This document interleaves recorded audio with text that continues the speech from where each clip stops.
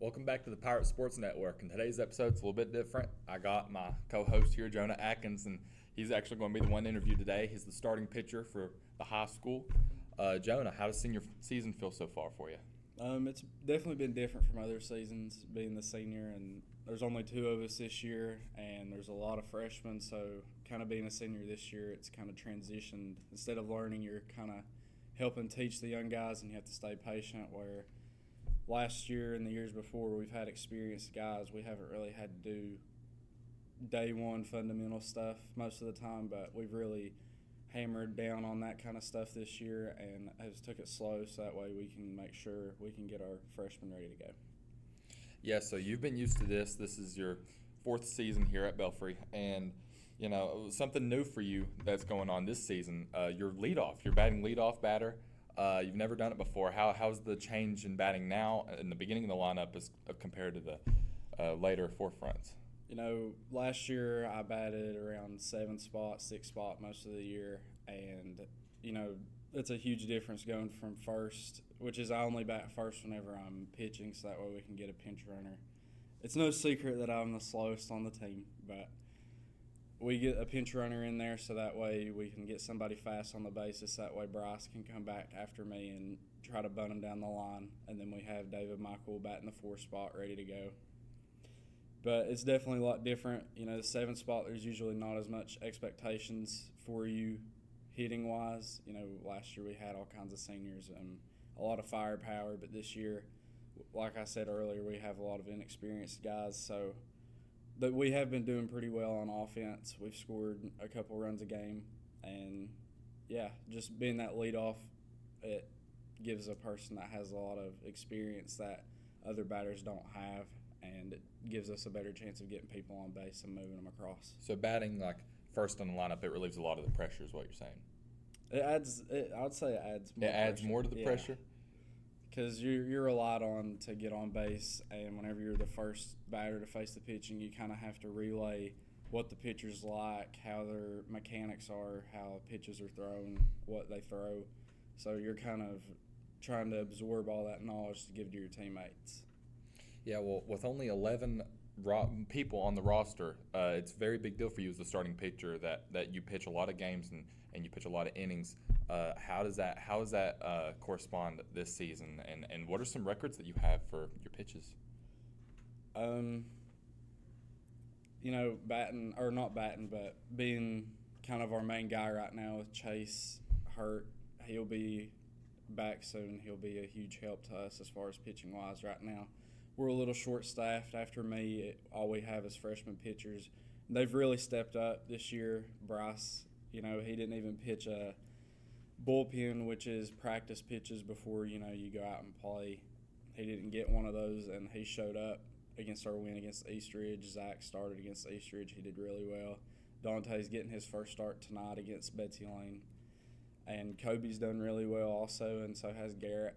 Everybody's really stepped up in a way that wasn't really expected. We kind of expected to struggle on the pitching staff-wise without Chase, without the experience, but they really have contributed a lot, and they've definitely helped relieve the stress that I thought that I was going to have as far as pitching-wise. But I think we'll be fine this year, especially whenever we get Chase back. We'll have me and him leading the way, and our freshmen are doing a great job behind us, and it's going to be in good hands.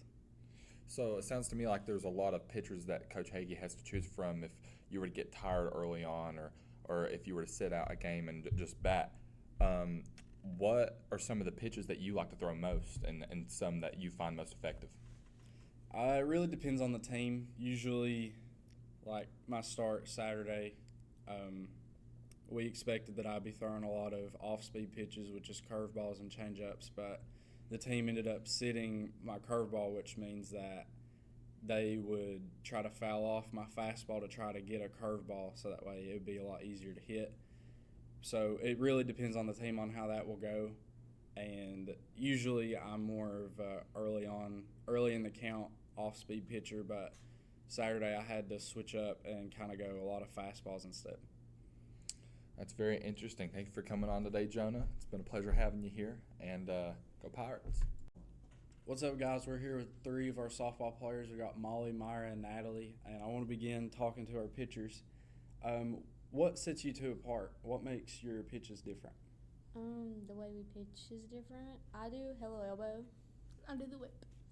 So with hello elbow, I'm gonna finish on a fastball right here, and as you go through your arm like circle, I like point towards second. And with mine, I extend my arm all the way and I let my hand naturally go after I let go of the ball. And what would be your two's favorite pitch to throw? My favorite pitch is a curveball. Mine's a rise ball. Do you have a strikeout pitch? My curveball. My change up. Mine's my change up. So, as a catcher over here, how is it different catching their different type of styles? It's a little bit different, but both are doable. I mean, it's not super different. They're both above average pitchers, though, so it's sometimes I got to do a little bit more than other people, but we get it figured out.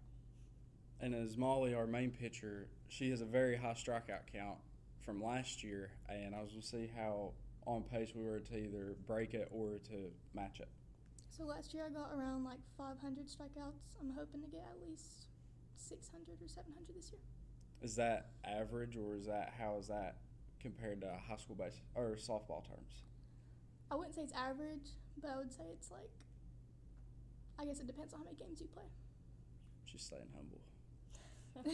So, looking ahead in our schedules, we got our doubleheader win on Saturday. Who's going to be our biggest challenges this year?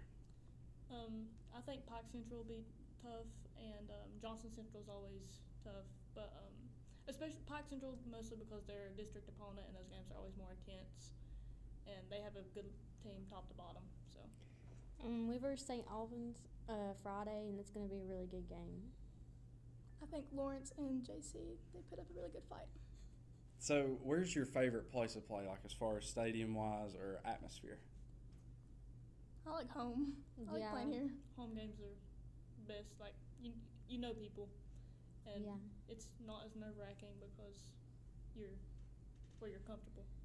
It gives more of a positive vibe because you're surrounded by people you know. And Natalie, you're one of the only three seniors on the team. How does it feel being one of the older players and having to slow down or kind of teach the younger team that we have? Well, Coach Chapman calls me Mama because I'm so old. But it's really neat having a bunch of younger players. It's 2 of them are 8th graders and we only have 12. But they want to learn and they're eager to learn, and it's really neat to be able to help them do that. Well, I thank you all for coming on, and good luck on the rest of the season. Thank you. Thank you.